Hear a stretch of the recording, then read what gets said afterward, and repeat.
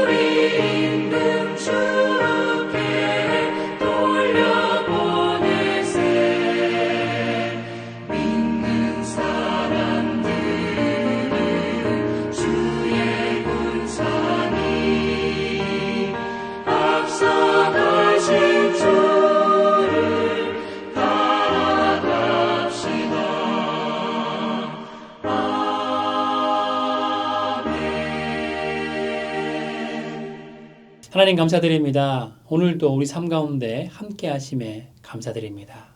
임마누엘의 예수님 안에 정말 평안을 누리고 기쁨과 감사가 넘치는 삶을 살아갈 수 있도록 우리를 인도하여 주시옵소서. 오늘 한여름 밤에 금요오십 아웃도어 예배가 있습니다. 주님께서 은혜로 임재하셔서 이 예배를 통해서 하나님 홀로 영광받아 주시옵소서. 우리의 삶을 주님께 올려드리고 우리의 가정을 주님께 올려드리고 우리의 직장과 사업처를 주님께 올려드리며 예수 그리스도의 이름으로 기도드립니다. 아멘. 함께 말씀 보도록 하겠습니다. 오늘의 말씀은 로마서 14장 13절부터 23절까지 말씀입니다. 그런즉 우리가 다시는 서로 비판하지 말고 도리어 부딪힐 것이나 거칠 것을 형제 앞에 두지 아니하도록 주의하라. 내가 주 예수 안에서 알고 확신하노니 무엇이든지 스스로 속된 것이 없으되 다만 속되게 여기는 그 사람에게는 속되니라. 만일 음식으로 말미암아 내 형제가 근심하게 되면 이는 내가 사랑으로 행하지 아니함이라. 그리스도께서 대신하여 죽으신 형제를 내 음식으로 망하게 하지 말라. 그러므로 너희의 선한 것이 비방을 받지 않게 하라. 하나님의 나라는 먹는 것과 마시는 것이 아니요 오직 성령 안에 있는 의와 평강과 희락이라. 이로써 그리스도를 섬기는 자는 하나님을 기쁘시게 하며 사람에게도 칭찬을 받느니라. 그러므로 우리가 화평의 일과 서로 덕을 세우는 일을 힘쓰나니 음식으로 말미암아 하나님의 사업을 무너지게 하지 말라. 만물이 다 깨끗하되 거리낌으로 먹는 사람에게는 악한 것이라. 고기도 먹지 아니하고 포도주도 마시지 아니하고 무엇이든지 내 형제로 거리끼게 하는 일을 아니함이 아름다우니라. 내게 있는 믿음을 하나님 앞에서 스스로 가지고 있으라. 자기가 옳다 하는 바로 자기를 정죄하지 아니하는 자는 복이 있도다. 의심하고 먹는 자는 정죄 되었나니 이는 믿음을 따라하지 아니하였기 때문이라. 믿음을 따라하지 아니하는 것은 다 죄니라. 아멘. 로마서 14장은 연약한 성도와 강한 성도가 어떻게 건강한 신앙 공동체를 함께 이루어갈 것인가에 대한 말씀입니다. 특히 오늘 말씀은 신앙 공동체 안에 사랑과 배려의 중요성을 말씀합니다. 같은 신앙을 가지고 있지만 서로 생각과 삶의 방식이 다를 수 있기 때문에 서로의 다양성을 인정하고 서로 존중하는 것이 교회 안에서 얼마나 중요한 요소인가를 오늘 말씀을 통해서 알 수 있습니다. 오늘 말씀에서 사도 바울이 말하고 있는 것은 사랑과 배려로 이루어지는 신앙 공동체입니다. 교회에는 연약한 성도와 강한 성도가 있기 마련이죠. 그래서 오늘 말씀에 사도 바울은 연약한 성도와 강한 성도 사이의 관계에 대한 말씀을 하고 있습니다. 샌디에고의 칼스베드에 가면 꽃들이 너무나 아름답게 피어 있는 것을 보게 됩니다. 특별히 칼스베드가 아름다운 것은 그곳에는 너무나 다양한 꽃들이 피어 있기 때문이죠. 각각의 꽃들은 모양과 색깔이 다르지만 모든 꽃들이 서로 다른 아름다움을 가지고 있습니다. 모든 꽃들은 서로 다른 모습으로 아름다움을 보여주기도 하고 또한 정원 전체를 볼 때는 여러 가지 꽃들이 다양성을 이루며 아름다움을 이루고 있는 것을 보게 되죠. 신앙 공동체도 마찬가지입니다. 교회 안에는 여러 가지 다양한 모습이 있습니다. 서로 다른 삶의 모습과 다양한 신앙의 모습이 있죠. 그리고 신앙이 강한 사람도 있고 신앙이 약한 사람도 있습니다. 그러나 서로 다르면서도 함께할 때 더 큰 아름다움을 이루게 됩니다. 예수님은 우리가 서로 사랑할 때 다른 사람들이 우리가 예수님의 제자인 줄 알 것이라고 말씀하셨습니다. 그러나 만약 교회 공동체가 서로 사랑하지 못하고 서로의 생각과 삶의 방식이 다르다고 비판하고 서로에게 상처되는 일을 지속적으로 반복하면서 분열하는 모습을 하고 있다면 그 공동체는 스스로 무너질 뿐만 아니라 세상 사람들은 그 공동체를 참된 제자 공동체라고 생각하지 못할 것입니다. 오늘 본문의 사도 바울은 음식을 예로 들고 있습니다. 서로 먹는 것으로 비판하지 말고 믿음이 약한 성도에게 거칠 것을 두지 말라고 권면하고 있죠. 그리고 만일 음식으로 다른 형제가 근심하게 되면 그것은 사랑이 없는 행동이라는 말씀을 합니다. 믿음을 가진 사람들이 서로 다른 의식을 가질 수 있지만 서로를 존중하며 사랑과 배려를 통해 함께 살아가야 함을 말하는 것이죠. 예를 들어서 어느 한 마을에 신앙의 다양성을 가진 사람들이 함께 살고 있었습니다. 어떤 사람은 육식을 하면 안 된다라는 신념을 가지고 채식만을 고집하고 있고, 다른 사람은 하나님이 허락하신 모든 것은 다 먹을 수 있다는 마음으로 신앙생활을 하고 있었습니다. 이때 육식을 반대하는 사람은 육식을 하는 사람의 신념을 존중하고, 육식을 하는 사람은 채식을 하는 사람을 위해 배려하는 마음으로 육식을 하지 않는다면 그곳에는 사랑과 배려로 화합이 있을 것입니다. 서로 다른 신념과 신앙의 모습을 존중한다면 그곳에는 사랑을 실천하는 신앙 공동체가 형성될 수 있는 것이죠. 그러나 교회 안에서도 다른 사람의 약점을 비판하는 사람들이 있습니다. 자신은 잘하고 있는데 다른 사람이 잘하지 못하면 비판을 하게 되는 것이죠. 집사님이 돼서, 권사님이 돼서, 장로님이 되어서, 목사님이 되어서 저러면 안 되지라며 비판이 시작됩니다. 그러나 반대로 자신이 잘못하고 있는 부분에 대해서는 비판을 잘하지 않습니다. 내가 연약한 부분이기에, 나도 잘하지 못하는 부분이기에 그 부분에 대해서는 비판하지 않는 것이죠. 그래서 거의 비판의 내용을 보면 자신이 잘하는 부분에 대해서, 자신이 자신 있는 강점에 대해서 비판을 하게 되는 것을 보게 됩니다. 이것 또한 율법적인 것이죠. 누구나 약점과 강점이 있습니다. 신앙생활을 할 때 강조점이 다르고 중요시 여기는 것이 다르기 때문에 신앙의 모습이 다른 것인데, 내가 잘하는 부분에 있어서, 내가 신앙적으로 중요하게 여기는 부분에 있어서 상대방이 걸림돌이 되면 비판을 하게 되는 것입니다. 내 중심적으로 내가 세운 율법의 기준으로 비판을 하는 것이죠. 그렇기에 비판도 바로 율법주의에 기초하게 되는 것입니다.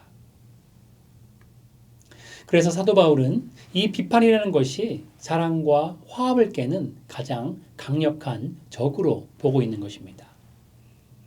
우리를 있는 모습 그대로의 모습으로 구원하신 하나님의 은혜에 기초한 사랑과 용납과 배려가 아닌 다른 성도와 나를 나누게 되는 시작점이 바로 비판인 것이죠. 사람은 누구나 연약한 모습이 있습니다. 그래서 우리는 죽을 때까지 예수님을 닮아가야 합니다. 늘 연약하기에 늘 예수님을 의지하며 예수님을 닮아가야 합니다. 이것을 인정하는 마음으로 나에게도 여전히 연약한 모습이 있다는 것을 생각하는 것이 참 지혜인 것이죠. 왜냐하면 내가 남을 비판하는 것처럼 다른 사람도 나의 약점을 보고 비판하기 때문입니다. 그렇기에 비판은 화합이 아니라 분열의 씨앗입니다. 예수님은 마태복음 7장 1절에 비판을 받지 아니하려거든 비판하지 말라라고 말씀하십니다. 그리고 이어지는 마태복음 7장 2절 말씀은 우리의 비판으로 우리도 비판을 받을 것이라 말씀합니다. 그리고 마태복음 7장 3절 말씀은 형제의 눈 속에 있는 티를 보고 내 눈 속에 있는 들보는 깨닫지 못함을 말씀하고 있죠. 우리에겐 비판과 정죄와 분리가 아니라 사랑과 용납과 배려가 필요합니다. 나의 강점을 다른 사람과 비교하는 것이 아니라 부딪힐 것이나 거칠 것이 있으면 배려하는 마음으로 형제 앞에 두지 않는 것이 필요합니다. 신앙은 나 중심으로 있으면 변질이 됩니다. 그러나 상대방 중심으로 생각하면 변화할 수 있습니다. 여러분 모두는 예수님 안에 변화되어서 예수님의 사랑의 공동체를 이루시고 예수님의 사랑을 세상에 보여주시는 귀한 예수님의 제자의 삶을 사시길 주님의 이름으로 축원드립니다. 두 번째로 오늘 말씀에서 사도 바울은 하나님 나라를 위한 의와 평강과 희락을 말하고 있습니다. 믿음은 홀로 하나님과의 독대가 필요합니다. 믿음을 가지기 위해선 하나님을 개인적으로 반드시 만나야 합니다. 그러나 신앙은 혼자 할 수 없습니다. 서로 함께 공동체를 이루어야 서로 선한 영향력을 주면서 신앙의 성장을 이룰 수 있기 때문에 우리는 신앙생활을 위해서는 반드시 신앙 공동체를 이루어야 합니다. 그래서 예수님은 교회를 세우시고 교회를 통해서 성숙을 이루며 예수님의 지상 명령을 이루도록 하셨습니다. 그래서 신앙 공동체에서 우리의 행동은 다른 성도들에게 영향을 끼치게 됩니다. 믿음을 가진 성도들의 행동이 다른 사람들을 도울 수도 있고 실족하게 할 수도 있기 때문에 행동에 책임감을 가져야 합니다. 우리 교회는 과실나무가 많이 있습니다. 전원교회를 꿈꾸며 썬랜드에 교회를 세웠기 때문에 사과나무와 복숭아나무, 그리고 자두나무, 석류나무, 대추나무 등의 과실수가 많이 있습니다. 가을이 되면 무농약, 올게닉 과일을 맛볼 수 있죠. 그런데 과일나무는 열매를 맺음으로 자신의 상태를 증명합니다. 좋은 과일을 맺는 나무는 땅에 뿌리를 깊게 내려서 좋은 영양분을 많이 섭취하여서 건강하다는 뜻이죠. 그러나 작고 맛없는 열매를 맺는 나무는 무언가 문제가 있음을 뜻합니다. 우리의 신앙도 사랑과 선의 열매를 맺어야 합니다. 비판의 쓴 열매가 아니라 배려하여 공동체를 세우는 달달한 열매를 맺어야 합니다. 그 열매로 우리의 신앙의 진정성을 보여주어야 합니다. 우리의 행동이 하나님의 사랑과 은혜를 받은 신앙의 열매로 나타나야 하는 것이죠. 그 사랑의 섬김의 모습이 주변 사람들에게 영적인 감동을 주고 축복이 되어야 하는 것입니다. 그렇게 사도 바울은 오늘 본문 17절에서 21절에 이렇게 말씀합니다. 하나님의 나라는 먹는 것과 마시는 것이 아니요 오직 성령 안에 있는 의와 평강과 희락이라. 이로써 그리스도를 섬기는 자는 하나님을 기쁘시게 하며 사람에게도 칭찬을 받느니라. 그러므로 우리가 화평의 일과 서로 덕을 세우는 일을 힘쓰나니 음식으로 말미암아 하나님의 사업을 무너지게 하지 말라. 만물이 다 깨끗하되 꺼리낌으로 먹는 사람에게는 악한 것이라. 고기도 먹지 아니하고 포도주도 마시지 아니하고 무엇이든지 내 형제로 꺼리끼게 하는 일을 아니함이 아름다우니라. 하나님의 나라는 먹는 것이 아닙니다. 마시는 것이 아닙니다. 우리에게 매일 먹고 마시는 것이 중요한 일이지만 그것보다 더 중요한 일이 있습니다. 그것이 무엇입니까? 오직 성령 안에 있는 의와 평강과 희락입니다. 나 자신의 유익을 위해 먹고 마시는 것에만 목매는 삶이 아니라 성령 안에 구원의 은혜로 말미암는 칭의와 성화를 이루면 그 칭의의 결과로 평강과 희락의 기쁨을 누리게 되어서 공동체 안에 선한 영향력을 끼치게 되는 것이죠. 성령 안에 의와 평강과 희락을 갖게 되면 그리스도를 진실로 섬기며 하나님을 기쁘시게 하게 되는 것입니다.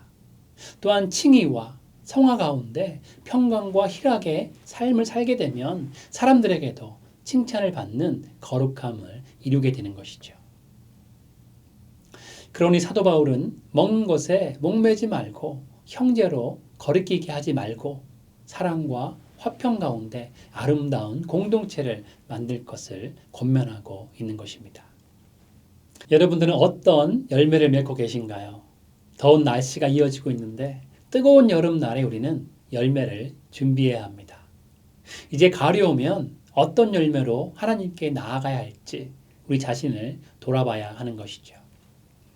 여러분 모두는 예수 그리스도의 십자가의 은혜로 칭의와 성화를 이루시고 그 삶 가운데 평강과 희락을 마음껏 누리시는 귀한 삶 사시기를 주님의 이름으로 축원드립니다. 세 번째로 오늘 말씀의 사도 바울은 믿음과 사랑으로 하나 되는 공동체에 대해 말씀합니다. 오늘 본문 21절과 23절은 신앙의 기반은 믿음과 사랑에 있고 이 믿음과 사랑으로 인해 성도가 서로 연결되고 하나 될 수 있다고 말씀합니다. 성도가 공동체 안에서 서로 도우며 성장하고 하나 되는 과정이 얼마나 중요한지를 말씀하고 있는 것이죠. 우리가 잘 아는 것처럼 유대인들은 코시어 음식을 구별해서 먹습니다. 그런데 바울 당시 유대인들은 코시어 음식을 구하기가 매우 어려웠습니다. 그래서 유대인들은 채소만 먹기로 결정했죠. 그런데 유대인 그리스도인들에게는 또 다른 문제가 있었습니다. 그것은 그 고기가 우상에게 제물로 바쳐진 것인지 아닌지 구분하기가 거의 불가능했다는 것입니다. 그래서 유대인 그리스도인들도 채소만 먹게 되었습니다. 그런데 어떤 유대인들에게는 엄격하게 율법을 지키는 것을 통해서 자신들의 유대주의에 얼마나 충성하고 있는지를 과시하고 남들에게 보여주는 증표로 사용했습니다. 마찬가지로 유대인 그리스도인들도 자신이 지키고 있는 행위를 또 하나의 율법으로 만들었습니다. 현대를 살아가는 그리스도인들은 어떻습니까? 현대의 그리스도인들도 성경이 말씀하는 것을 넘어서서 자신들이 만든 어떤 행위들을 율법처럼 규정합니다. 그리고 그 규정된 행위를 하면 충성하는 것처럼 생각하는 것을 보게 되죠. 그런데 문제는 바로 이것이 새로운 율법주의라는 것입니다. 한 교회의 구성원들이 각자 다른 배경과 경험을 가지고 있을 수밖에 없죠. 그렇기 때문에 교회의 구성원들 모두 믿음과 사랑을 통해서 서로를 이해하고 받아들이며 서로 하나님의 사랑을 나누기 위해서 노력해야 하는 것입니다. 더 나아가서는 서로의 다양성을 기뻐하며 믿음을 통해 하나가 되는 공동체로 성장해야 합니다. 중요한 것은 서로가 서로를 향한 사랑과 배려가 필요하다는 것입니다. 연약한 사람도 나와 다른 사람을 이해하는 마음이 있어야 하고 강한 사람도 배려하는 마음이 있어야 합니다. 채식하는 사람은 육식을 하는 사람을 바라볼 때 율법적으로 판단하고 정죄하는 일을 멈춰야 하고 육식하는 사람들은 채식하는 서람들을 위해서 형제로 꺼리끼게 하지 않도록 배려를 해야 하는 것이죠. 우리가 해야 할 일은 화평의 일과 서로 덕을 세우는 일에 힘을 써야 하는 것입니다. 음악의 경우를 예를 들어 보면 바울 당시에 우상에게 바쳐진 고기 문제와 음악의 형태와 사용의 문제는 동일한 문제로 볼 수 있습니다. 그리고 갈등의 해결 원리도 동일합니다. 성도들은 내가 좋아하는 음악 스타일과 다르게 다른 음악 스타일을 좋아하는 사람도 포용할 수 있어야 합니다. 누구나 자신이 좋아하는 음악 스타일이 있을 수 있기에 다른 사람의 취향을 존중해야 하는 것이죠. 모든 음악으로 하나님을 예배할 수 있기 때문에 나와 취향이 다른 것은 틀린 것이 아니라 그저 나와 다른 것임을 인정해야 하는 것입니다. 반대로 만약 그 음악이 어떤 성도들에겐 다른 종교에 빠졌던 삶을 떠오르게 한다면 그 음악을 조심해서 사용해야 합니다. 예배드리고 믿음 생활을 하는 것에 부정적인 결과를 가져온다면 사용하는 것을 배려할 수 있어야 하는 것이죠. 성도들 사이에는 다양한 신념들이 존재합니다. 그렇기에 그 다양한 신념들은 존중되어져야 합니다. 타인을 비난하거나 비판하고 정죄하는 것이 교회에서 당연히 이루어지는 일이 되어서는 안 되는 것이죠. 더 나아가서는 이슈가 되는 모든 문제들에 대한 합당하고 논리적으로 맞는 부분이 있더라도 성도는 다른 사람의 의견을 경청하며 이해하려는 마음가짐이 먼저 있어야 합니다. 본문 20절 말씀처럼 음식으로 말미암아 그리고 취향과 서로 다름으로 말미암아 하나님의 사업이 무너지게 하지 말아야 하는 것입니다. 우리 교회는 매우 다양한 사람들이 있습니다. 그리고 매우 다양한 신앙의 모습들이 있죠. 어떤 성도님은 강하기도 하고 어떤 성도님은 연약하기도 합니다. 다 같을 수가 없는 것이죠. 이것을 인정하고 서로 배려함으로 사랑과 은혜와 평강과 희락이 넘치는 우리 교회 되기를 소망합니다. 함께 기도하겠습니다. 하나님 감사드립니다. 오늘도 우리를 있는 그대로 사랑하시고 우리를 받아주시고 용납해 주심에 감사드립니다. 우리가 살아갈 때 그 예수님의 사랑에 힘입어서 우리와 생각이 다르고 삶의 모습과 신앙의 모습이 다를지라도 그 모습을 존중하고 인정하며 사랑하며 배려할 수 있는 우리가 될 수 있도록 아버지 붙잡아 주시옵소서. 성령 안에 의를 이루고 평강과 희락의 삶을 살아가면서 서로에게 선한 영향력을 끼침으로 더욱더 건강한 교회 될 수 있도록 우리 교회 가운데 주님 함께하여 주시옵소서. 우리를 말씀으로 새롭게 하시고 성령으로 변화시켜 주시기를 간절히 소망하며 주 예수 그리스도 이름으로 기도드립니다. 아멘. 함께 계속적으로 주님 앞에 기도해 나가도록 하시겠습니다.